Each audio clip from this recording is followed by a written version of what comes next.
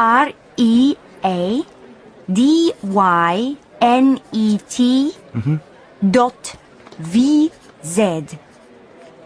Net.VZ. OK, great. And have you got a mobile number yet? Yes. Oh, just a moment. I'll have to look at my phone. I haven't learnt it yet. Here it is.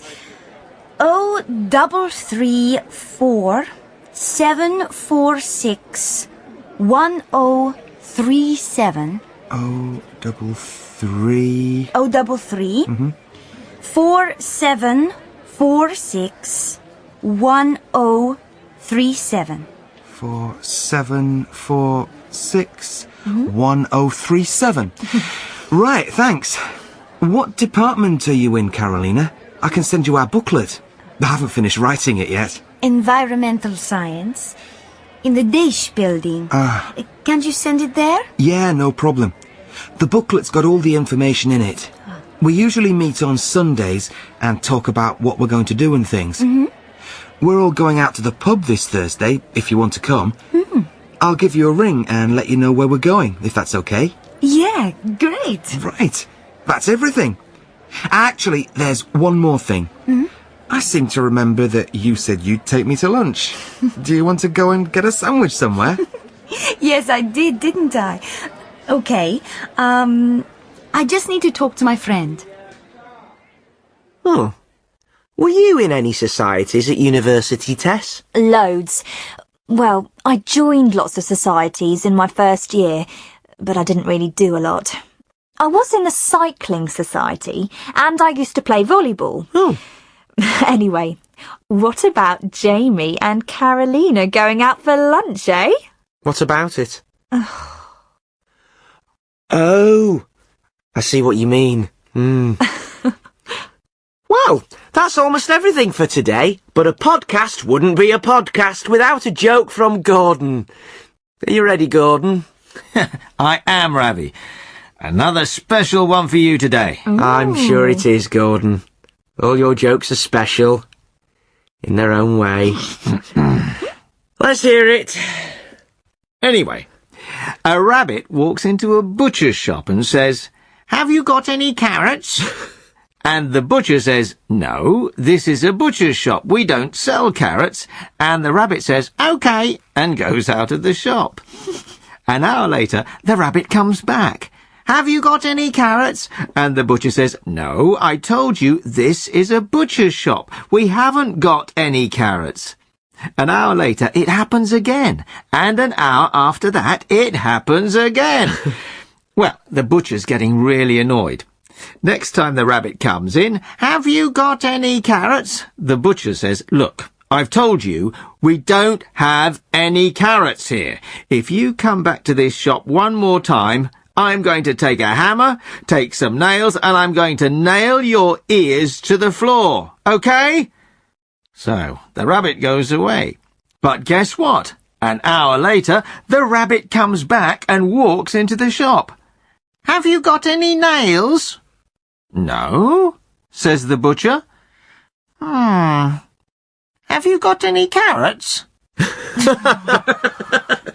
Actually, Gordon, I think that's the best one so far. You're getting better. Right, we have to go now, but don't go away.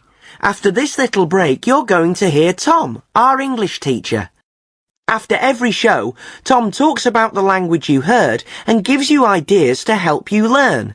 So don't go away, but I'll say goodbye now. See you next time. Bye. Don't forget to send us your emails. Here's that address one more time. It's learnenglishpodcast@britishcouncil.org.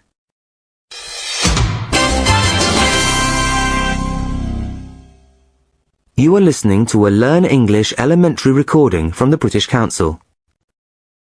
Hi, my name's Tom. At the end of every podcast, I talk about some of the language that you heard and some ways to help you learn English. The first thing I want to talk about today is the word like. Like can be used in lots of different ways in English. Listen to Tess talking to Jodie at the beginning of the quiz. Listen for the word like. Let's start with you, Jodie. Where are you calling from? From Cardiff. In Wales. Do you like it? Yeah, it's great. It's a capital city, you know, so there's quite a lot to do. This is the use of like that I'm sure you already know. It's being used as a verb. Tess asks Jodie if she enjoys living in Cardiff. Now listen to Tess again, talking to Will this time. Listen for the word like. Is it a verb here? Now, Will, where are you? In Peterborough. OK. I know where that is. And what's it like? It's a bit boring, really. Tess asks Will, what's it like? She's asking him to describe Peterborough. Will could say, it's very big, or it's very quiet, or it's got a lot of shops. In the question, what's it like is a preposition, not a verb. The meaning isn't connected to the meaning of like as a verb. It's a very common question in English. When we want someone to describe something to us, we often use, what's it like? A good example is, what's the weather like in London? We want the person to tell us if it's raining or sunny, if the weather's good or bad. Or, what's your teacher like? We want you to describe your teacher. Maybe she's young, or she's blonde with blue eyes, or she's very friendly, or even she's terrible. Any answer that describes her in some way. Now listen to Tess and Jodie again. Listen to how Jodie uses like. Yes. Well done, Jodie. And bad luck, Will. Jodie wins this week's Learn English book token to buy any book you want. What kind of book are you going to buy, Jodie? Oh, I don't know.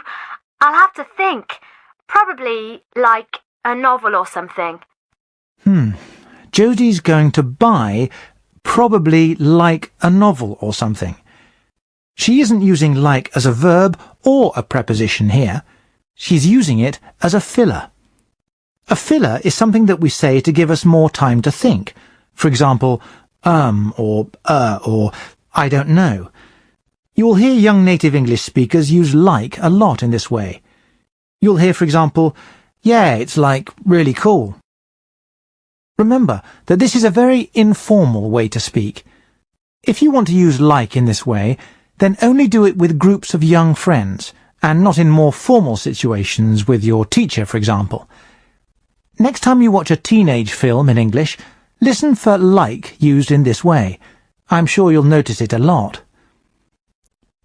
It can be difficult to know which words and phrases are informal in English. You may hear a new phrase in a film or a song and want to use it. But can you be sure that you'll use it in the right situations with the right people? A good learner's dictionary can help you with this. It will tell you when a word is informal.